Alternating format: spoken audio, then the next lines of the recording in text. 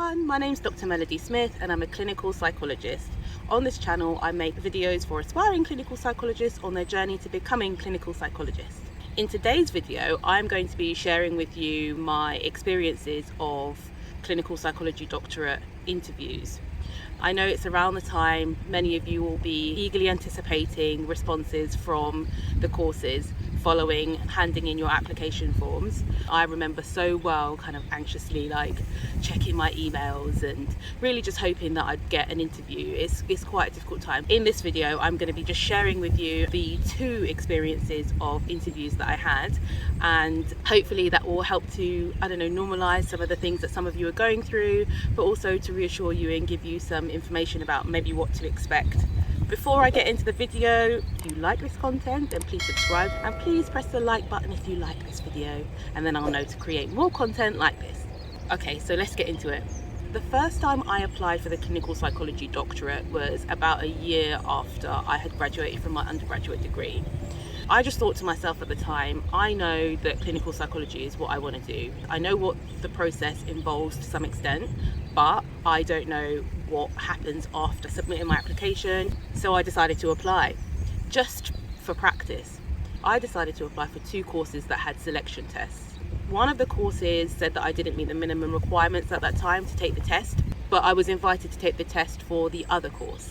At the time I was working as a research worker, so all the research knowledge was quite fresh in my mind, and so when I did the test I was quite happy with how it went. It was very fast paced, definitely very fast paced, but I was kind of prepared for that. It felt like the exam went well, so thought nothing of it. That's a lie, definitely thought about it. Anyway, I remember the day like it was yesterday. I was on my way out to work and I'd received a letter, and I could see where it was from, and I remember just thinking, wow, this letter thick, it's got a lot of pages in it. I thought, I'm not going to open it. I was way too nervous to open it at home before I went to work, so I decided to just bring it with me and open it on the way to work. I opened the letter when I was on the bus and it was an invitation to interview.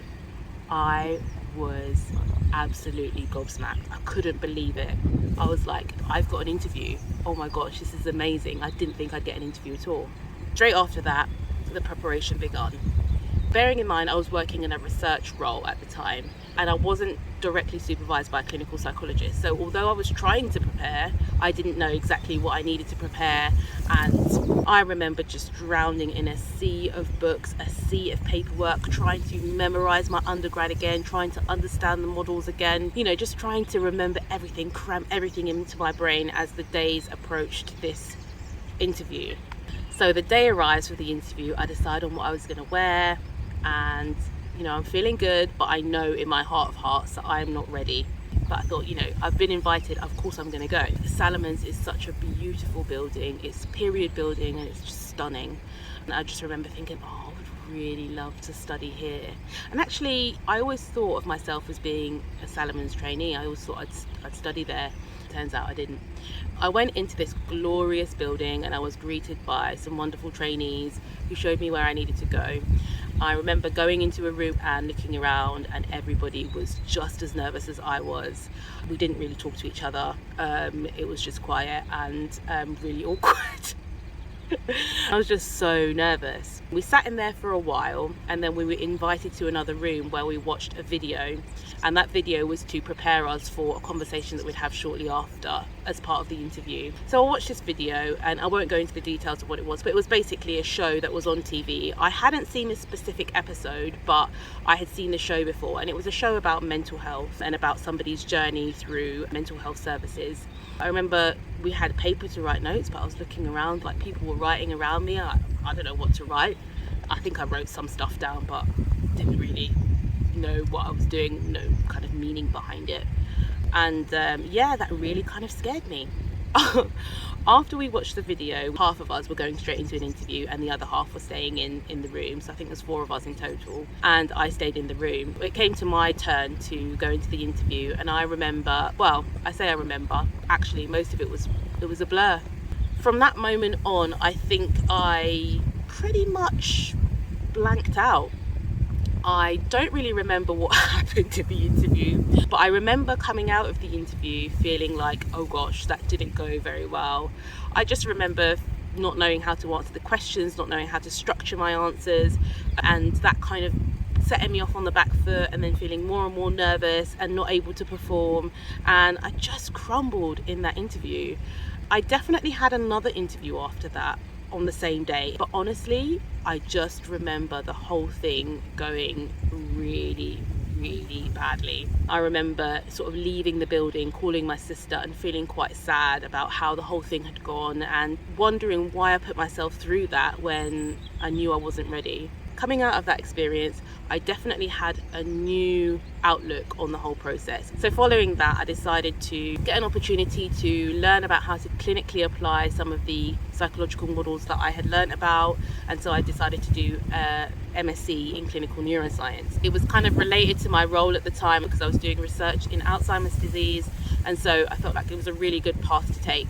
The following year I did apply for the doctorate again, but I didn't get any interviews.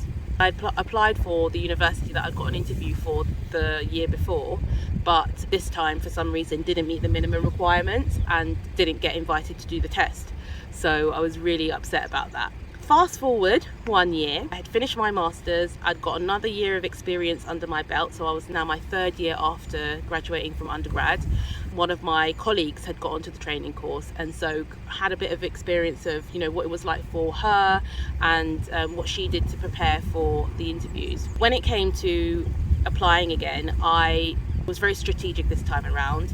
So I didn't have direct access to a clinical psychologist, but I tapped into them and asked them for things, pleaded with them for things at times that were going to be the most effective. So when I finished doing my application, I asked them to read over it, for example, rather than asking them to input throughout the process.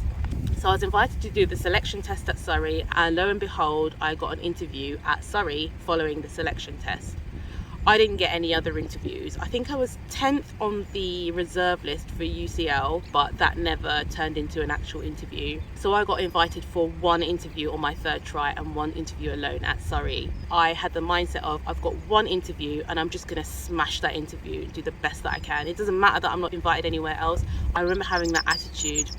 The second thing that I remember doing was really tapping into my friend who had coincidentally just got a place on the Surrey Doctorate, and asking her what kind of things do I need to study, what do I need to prepare. And I was so fortunate that she gave me her time to kind of just sit with me and think about ways to answer interview questions, ways to think about my experience, ways to think about research work that I've done, and how to kind of link in what I've done with the competencies that are expected of a trainee clinical psychologist. And that process was so helpful. I think it really helped me to reflect on all the amazing work that I'd done even before my first interview, and how they have really shaped me and will make me into a better clinician. So I did a good couple of weekends of just kind of framing my experience, understanding what they are, thinking about interview techniques. And the point of that was not to kind of memorize what I've done or to learn things parrot fashion. The point of that was to get a real sense and go over again and again what my experience is, what I've learned from that experience, what I have to offer, what I bring to the table, and why it is that I want to be a clinical psychologist. By rehearsing that over and over again and practicing, I really became one with my experience. And so by the time it was interview time, I felt really prepared. Like I had gone over things, I knew what the current themes were in psychology, I knew what the competencies I needed to express were, I knew what types of interview I was going to be presented with.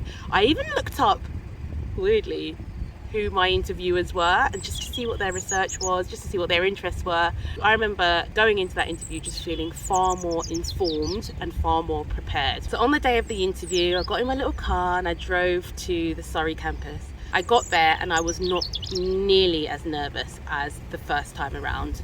I felt much more able to speak to other people, and in fact I found a friendly face and decided to start speaking to somebody who was also having the interview that day. And you know, the funniest thing is, we trained together, we both got onto the course together, and she's still a dear friend of mine. And so I remember sort of just seeing her friendly face. She was making a cup of tea at the time, and I thought, I'm going to make myself a cup of tea as well. We kind of just talked to each other. I can't remember what we talked about, but it was probably just kind of like, how are you feeling, are you okay, just being personable. It was so helpful to just have a conversation with somebody.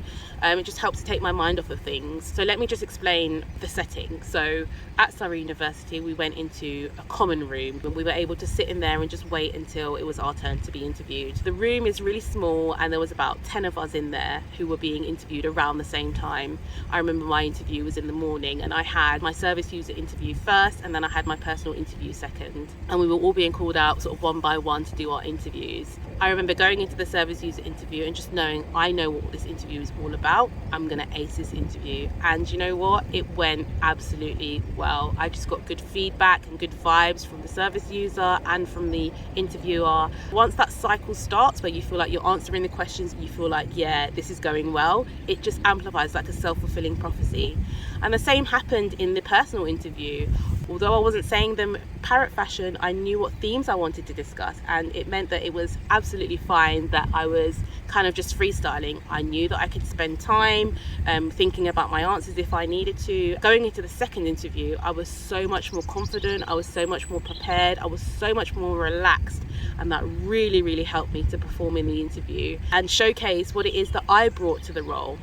So yeah, those are my experiences of interviewing. The first interview did not go to plan and I felt really bad about it at the time. I thought, you know, I'm going to dust myself off, I'm going to get back up, I'm going to do what I can do to put myself in a better position to get onto the training course. So I did my masters and I did loads of preparation when the opportunity arose again. So those are my experiences of interviews at Salomons and Surrey. I hope that helps to reassure people or give people a bit of an insight of what happens at the interviews and how I felt about the interviews. And just to, I guess, remind people that it doesn't matter if you don't get an interview, it's okay. It doesn't mean that you're never going to get an interview. And for people who perhaps only get one, you only need one interview. Once you've got that one shot, go for it. Give it all you got. Thank you so much for listening. I've been Dr. Melody Smith. See you next time.